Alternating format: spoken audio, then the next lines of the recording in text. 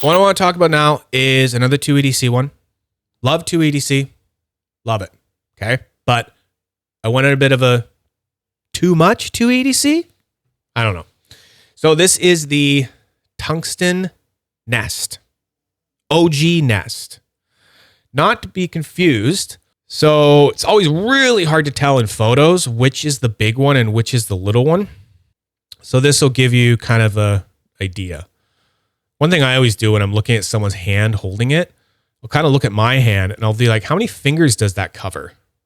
And then I'll know more like what the size is sometimes. I'll be able to like judge just by like how much of that is like if he's holding it like that, like how much of the finger is it covering up? And I'll be like, oh, okay, that's probably the small one, right? So that's a big one, but it's big. It's not small. So we're not talking about that. This one, I got it from another member who was very, very gracious for me to be able to get it because I wanted one. And at the time, all I had was the Axis Micro S in tungsten. So it was too smooth for me, too smooth of one. And I was talking to Janet Hobson there, just like the fairy fidget godmother of the Fidget community. She's just like so wonderful to the point, and this is how wonderful she is. I wanted to trade something because I didn't have the money at the time. And she said, well, you want this nest that she was selling for another member who's getting out of the Fidget community, Sean Dumas. Wanted to collect flashlights instead for some reason. So was selling most of his Fidget stuff. So she's helping him sell it. So she's got this thing up and she's got this for sale. And I say, oh God, really? I want one of those. And she goes, oh, okay.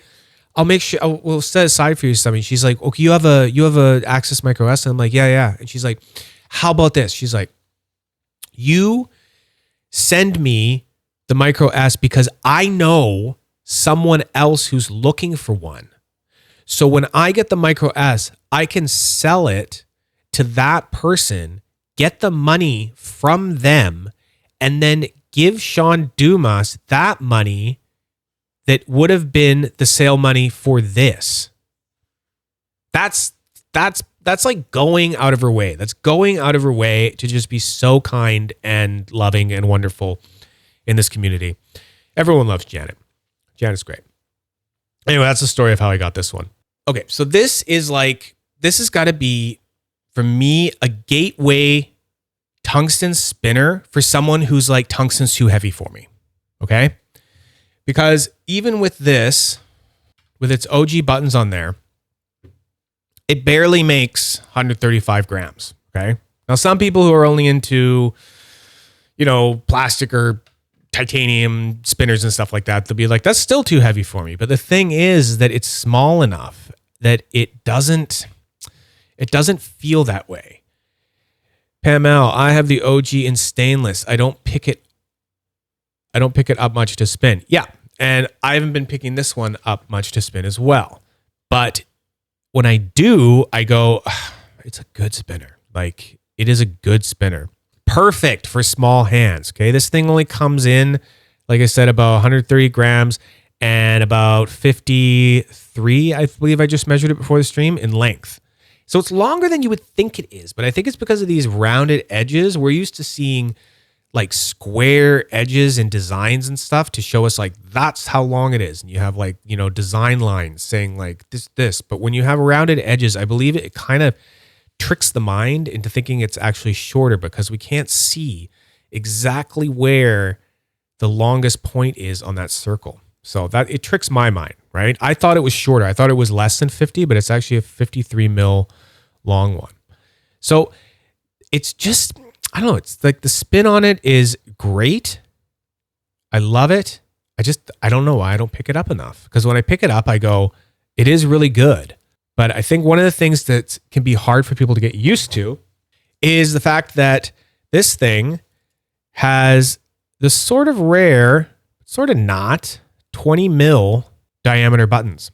Most spinners that you deal with, like the last two I just showed you, those have more of the standard 24.5 mil buttons. So that's another thing that's very unique about it. And it kind of demands more of a spin like this. Some people are going to spin like this all the time.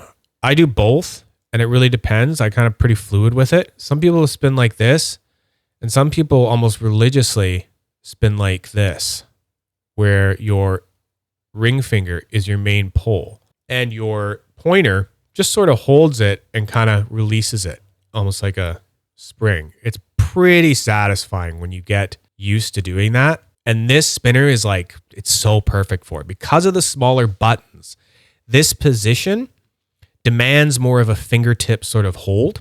Whereas when you hold something with your pointer and your thumb, I find it sort of demands more of a flat kind of hold on your thumb. You can't really, it's hard to like hold something like this for some reason and actually get a decent rip. I can't really do it. I don't know what it is. I need to have my thumb down like that and go like that. And it's because of this. It's because of how we snap our fingers, right? If you think of the spinner being between here and this is your engine, that's what that comes from. That's why when you're holding like that, you got to kind of have it more flat on your thumb. So for anyone that is into that kind of thing, that's just how the spinner, I think, is meant to be. And it is just dainty and beautiful and stuff. So that is the tungsten OG Nest from TwoEDC.